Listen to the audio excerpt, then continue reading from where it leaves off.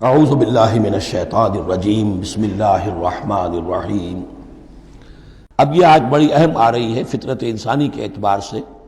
ظاہر بات ہے کہ چونکہ یہاں خاص طور پر میں نے عرض کیا تھا کہ یہود کی طرف ایک جو ہے وہ ایک روح سخن موجود ہے اہل کتاب کی طرف، اور اس واقعے کے اندر تو خاص طور پر جن لوگوں کے اندر کہ یہ دنیا کی محبت زیادہ شدید ہوتی ہے، تو اس کا ایک اثر بتا رہے ہیں کہ یہ واقعتاً اللہ نے فطرت انسانی میں رکھی ہے، اس لیے کہ یہ دنیا جو ہے اسے اللہ نے چلانا ہے، اس کی رونقیں رکھنی ہے جب تک اس کی مرضی ہے، قیامت تک تو اسے آباد رکھنا ہے۔ اولاد پیدا ہوگی تو دنیا قائم رہے گی، نسل چلے گی، مرد اور عورت کی ایک دوسرے کے ساتھ کشش ہوگی تو اولاد پیدا ہوگی، اور یہ تمام چیزیں جو ہیں دولت کی کوئی طلب ہوگی تو آدمی محنت کرے گا، مشقت کرے گا، کمائے گا۔ تو اس لیے یہ چیزیں فطرت انسانی میں ہیں، یہ بیسک اینیمل انسٹنکٹس ہیں۔ بس ضرورت اس بات کی ہوتی ہے کہ انسٹنکٹس کو دبا کر رکھا جائے، اللہ کی محبت، اللہ کی شریعت کو اس سے بالا تر رکھا جائے، بس یہ نہیں ہے کہ ان کو ختم کر دیا جائے۔ سیلف اینیہیلیشن اسلام میں نہیں ہے، یہ رہبانیت ہے کہ اپنے نفس کو کچل دو، ختم کر دو، نہیں، سیلف کنٹرول، اپنے آپ کو کنٹرول میں رکھو۔ یہ منہ زور گھوڑا ہے نفس انسانی کا، لیکن جتنا طاقتور گھوڑا ہوگا اتنا ہی آپ کے لیے تیز دوڑنا جو ہے وہ آسان ہوگا، لیکن جتنا منہ زور اور طاقتور گھوڑا ہے اتنا ہی اسے قابو میں رکھنے کی ضرورت بھی ہے، ورنہ اگر اس کے رحم و کرم پر سوار آ گیا تو جہاں چاہے گا پٹخنی دے دے گا۔ تو اس اعتبار سے سیلف کنٹرول ہو، گھوڑا پورا قابو میں ہو۔ البتہ یہ ہے کہ سیلف کو، اپنے نفس کو، اس کو کچل ڈالنا، سیلف اینیہیلیشن، یہ اسلام میں نہیں۔ زین للناس حب الشہوات من النساء، مزین کر دی گئی ہے لوگوں کے لیے ایک تو محبت جو ہے، شہوت کی محبت خواتین کے بارے میں۔ اب دیکھیے یہاں بھی قرآن مجید گویا کہ ایک طرح سے تائید کر رہا ہے فرائڈ کی۔ اس کے نزدیک سب سے پورٹنٹ فیکٹر جو ہے، سب سے پورٹنٹ جو موٹیو ہے انسان کا، وہ سیکس ہے، اور یہاں بھی اللہ تعالیٰ نے سب سے پہلے اسی کا ذکر کیا ہے۔ اگرچہ میرے نزدیک ضروری نہیں ہے، اس لیے کہ دوسری جگہوں پر پیٹ جو ہے معاشی ضرورت یہ اس سے بھی سخت ہو جاتی ہے، لیکن یہ کہ واقعتاً یہ حضور نے بھی فرمایا ہے صلی اللہ علیہ وسلم، ما ترکت بعدی فتنۃ اضر علی الرجال من النساء، میرے بعد اب مردوں کے لیے عورتوں کے فتنے سے بڑا فتنہ اور کوئی نہیں ہے۔ ان کی محبت جو ہے وہ انسان کو کہاں سے کہاں لے جاتی ہے۔ بلعام بن باورا یہود کے اندر ایک بہت بڑا عالم اور فاضل شخص تھا، ایک عورت کے چکر میں آ کر اور وہ شیطان کا پیرو بن گیا۔ وہ قصہ آئے گا سورہ اعراف کے اندر۔ تو واقعہ یہ ہے، لیکن ایک فطرت کے اندر ہے تو صحیح، محبت تو ہے۔ زین للناس حب الشہوات من النساء والبنین، اور بیٹے انسان کو بہت پسند ہے، بیٹے ہوں، اس کا نام چلتا رہے، بڑھاپے کا سہارا بنے، والقناطیر المقنطرۃ من الذهب والفضہ، اور یہ کہ خزانے ہوں جمع کیے ہوئے سونے کے اور چاندی کے، والخیل المسومۃ،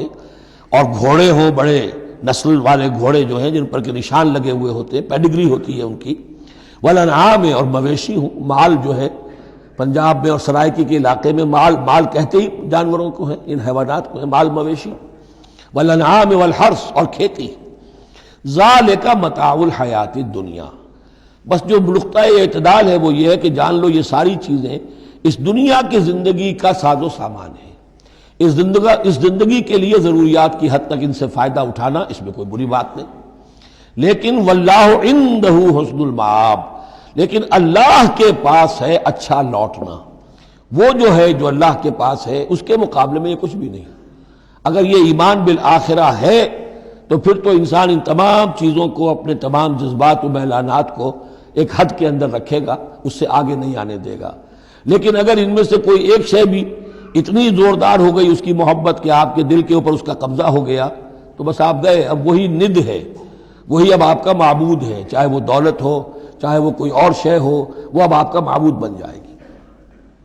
قل انبئکم بخیر من ذالکم، ان سے کہیے کہ کیا میں تمہیں بتاؤں کہ ان تمام چیزوں سے بہتر شے کون سی ہے؟ للذین اتقوا عند ربہم جنات تجری من تحتہا الانہار خالدین فیہا، وہ لوگ کہ جو اپنے رب کا تقوی اختیار کرتے رہے۔ تقوی یہی ہے کہ اپنے نفس کا بھی حق ہے دو، ان لنفسک علیک حقا، لیکن ناجائز راستے سے نہیں۔ تمہارے پیٹ کا بھی حق ہے، اس کا ادا کرو، لیکن عقل حلال سے۔ تمہاری اولاد کا تم پر حق ہے، ان لنفسک علیک حقا وان لزوجک علیک حقا وَإِلَّا نِزَوْرِكَ عَلَيْكَ حَقًّا، تمہارے ملاقاتی آتے ہیں ان کا بھی تم پر حق ہے، وہ حقوق ادا کرو، لیکن اللہ سے اوپر کسی حق کو فائق نہ کر دینا، بس یہ ہے اصل بات۔ اگر تو یہ اگر حفظ مراتب نہ کنی زندگی، اگر یہ حفظ مراتب نہیں ہوگا تو گویا کہ اب آپ گئے، دین اور دنیا سب گئی۔ تو للذین اتقوا عند ربہم جنات، ان کے لیے ایسے باغات ہیں تجری من تحتہا الانہار، جن کے دامن میں ندیاں بہتی ہوں گی، خالدین فیہا، اس میں وہ ہمیشہ رہیں گے، وازواج مطہرۃ، اور بڑی ہی پاک عورتیں ہوں گی، ورضوان من اللہ، اور اللہ کی رضوان ہوگی، اللہ کی رضا ہوگی جو سب سے بڑی شے ہے، واللہ بصیر بالعباد، اور یقیناً اللہ تعالیٰ اپنے بندوں کو دیکھ رہا ہے۔ الذین، وہ کون سے بندے ہیں اس کے خاص؟ الذین یقولون ربنا اننا آمنا، جو یہ کہتے رہتے ہیں پروردگار ہم ایمان لے آئے، فاغفر لنا، بس ہمیں بخش دے، ذنوبنا، ہمارے گناہ، وقنا عذاب النار، اور ہمیں آگ کے عذاب سے بچائیو۔ اب ان کی بدہ میں الفاظ استعمال ہو رہے ہیں، یہ کون لوگ ہیں جو یہ دعا کرتے ہیں، ان کے یہ اوصاف ہیں، اور اس میں گویا کہ تلقین ہے، اگر اللہ سے یہ دعا کرنا چاہتے ہو کہ اللہ تمہیں تمہارے گناہ بخش دے اور تمہیں جہنم کے عذاب سے بچائے، تو یہ اوصاف اپنے اندر پیدا کرو۔ الصابرین والصادقین والقانتین والمنفقین والمستغفرین بالاسحار، صبر کرنے والے اور راست باز، راست بازی میں راست گوئی بھی ہے، راست کردار بھی ہے، عمل بھی آپ کا صحیح صحت پر ہو، درستی پر ہو، اور قول بھی صحیح اور درست ہو۔ والقانتین، فرما بردار، والمنفقین، اللہ کی راہ میں خرچ کرنے والے، والمستغفرین بالاسحار، اور جو جس کو آپ کہتے ہیں small hours of the morning, وہ جو سحر کا وقت ہے، سحری کا وقت ہے، اس میں استغفار کرنے والے۔ ایک تو نمازیں ہیں جو 5 نمازیں ہیں، لیکن خاص وہ وقت جو ہے اس میں جب کہ فرمایا گیا ہے کہ رات کے آخری حصے میں اللہ تعالیٰ نزول فرماتا ہے سمائے دنیا تک، اور پھر ایک ندا ہوتی ہے، حل من مستغفر فاغفر لہ، حل من سائل فاعطیہ، ہے کوئی استغفار کرنے والا کہ میں اسے معاف کر دوں، ہے کوئی کچھ مانگنے والا کہ میں اسے عطا کر دوں۔